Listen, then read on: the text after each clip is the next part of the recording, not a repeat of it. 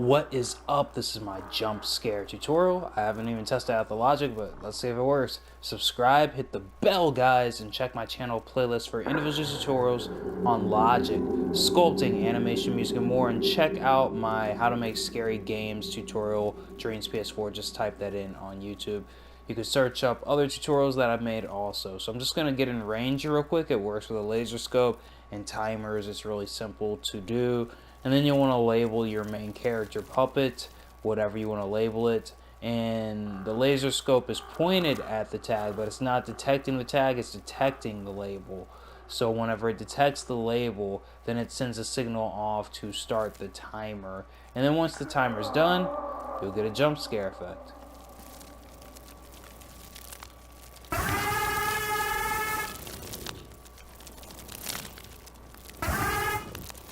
And as you can see, it restarts. So what you want to do with the camera, if you don't want it to take that long to get into it, you want to change this to cut. And as you can see, it's a laser scope, so you'll want to pull out a laser scope, put it all within your enemy's microchip, place the camera inside of there, then click on it, and then click edit camera. So move the camera wherever you want to place it after you do that, but make it somewhere scary, you know. And put a NOT gate this into the NOT gate's input, the output into restart the timer. You don't want this too long, but you want it, long enough to where whenever this is detecting the label of your character, this is how you change labels. Press L1 and square on it. You go to label to his friend, and if your character is not collidable or invisible, go ahead and press that, or these two. And that's how laser scopes work. And whenever it's detecting that label, what it does is the NOT gate is the opposite day gadget. So if this is sending a signal right here, then this part isn't sending a signal to restart. But if this part is sending a signal, then this part isn't sending a signal to restart timer. And that's why this is lit up. And whenever it's hitting your label friend for your main character, whatever you're going to label your main character, it starts the timer. And once timer is finished, it makes a sound, so look up a sound effect. And it also starts the camera. You can make the camera's transition type right here. Then it also is put into start of a timer. And when this timer is finished, what it does is it restarts the first timer, making it to where the camera isn't always on. It resets, self-sustainably. And then you could also make something to where this only turns on once.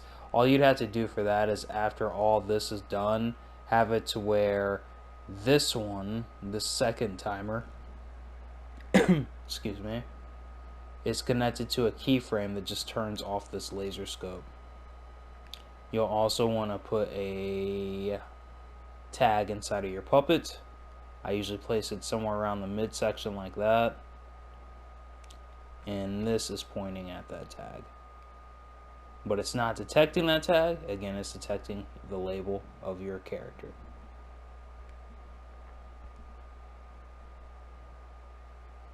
And then once this is finished, resets that. And then you should be able to get in range again. That'll go up. And then even this timer will get reset because of that. And like I was saying, if you only want this to happen once, keyframe, powers that off. Have it on keep changes. Do this. Put that into the power of the keyframe. And then you might also want to make it to where it powers off the camera. So you just want to do this.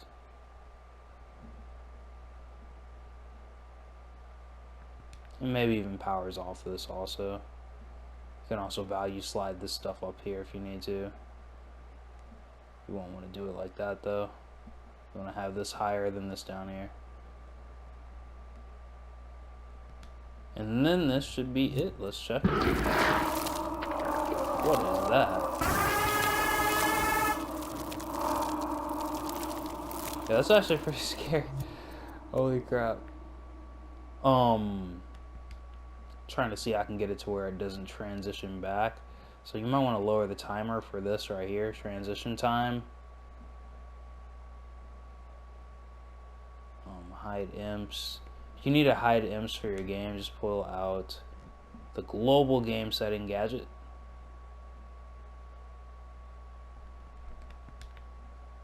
And click do not allow imps.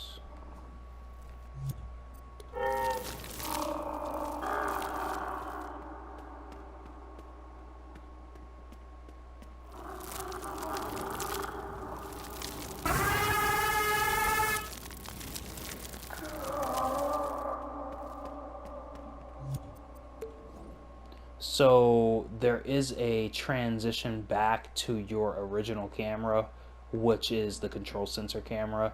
So if there is a way to get it to where this camera doesn't transition back, then you should figure that out. Or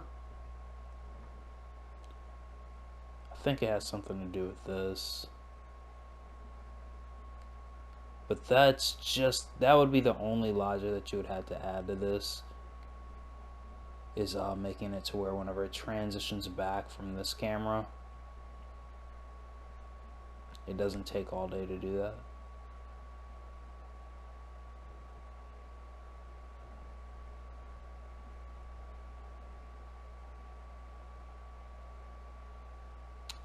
Let's see what happens. You might be able to do it just by disabling control sensor input.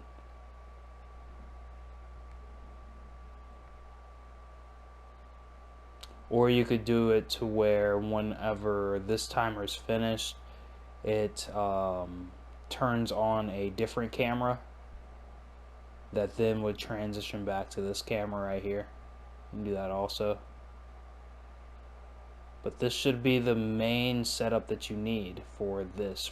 I hope this helps out. Don't forget to subscribe. It was late whenever I made this, but this someone asked, how do you do jump scares? I'm like, whoa, that's actually a freaking good tutorial, dude. Holy crap. So here we are.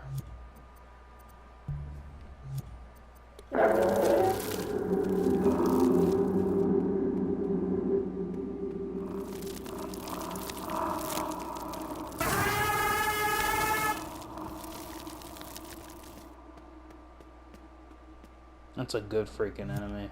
Alright guys, I hope you guys enjoyed this. Don't forget to subscribe, hit the bell, all that great stuff. Just click my channel name, then go to my channel playlist for tutorials on logic, sculpting, animation, music, and more. Or just scroll down after clicking on my channel name. If there's tutorials up here, those are mine. If it's that I was streaming over here, feel free to come to the stream.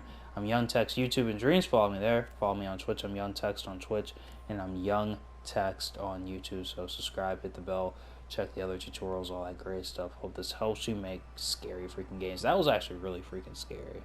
I'm not even gonna lie. Reminded me of Dead Space.